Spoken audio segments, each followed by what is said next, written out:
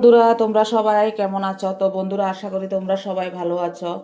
Shuklas Bengali গরানে তো সবাইকে স্বাগত। তো বন্ধুরা আজকে আমাদের মেনু হলো টমেটো দিয়ে ডাল, টমেটো দিয়ে মসুর ডাল করেছি, আর হলো নতুন আলু সিদ্ধ। তো বন্ধুরা আমি আলুগুলো ভালো করে চুলে টুলে সিদ্ধ করে নিয়েছি, নিয়ে এখন আলুটাকে মেখে নিয়েছি ভালো করে, একদম ফিনিশিং করে মাখলাম। তো বন্ধুরা নুন দিয়ে দিয়েছি আমি, এখানে পেঁয়াজ ভেজে রেখেছি আর শুকনো লঙ্কা ভেজে রেখেছি। তোমরা তো জানোই শুকনো লঙ্কা আলু মাখার ভিতরে দিলে খুবই টেস্টি লাগে। আর তেলও আমি যা ভাজার ভিতরে তেলটা দিয়ে দিয়েছি, নতুন করে আর কোনো তেল আমি দেবো না। তো বন্ধুরা এইভাবে শীতকালে একটু ধনে পাতা হইলে আরও দারুণ ফ্লেভার লাগবে।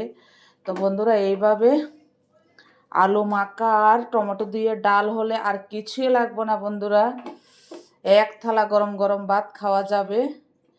এই আলু মাখাটা যদি তোমাদের ভালো লাগে, like share comment subscribe notification করে দেবে। টাটা বাই বাই, সবাই সুস্থ থেকো ভালো থেকো, দেখা হবে নেক্সট ভিডিওতে। টাটা।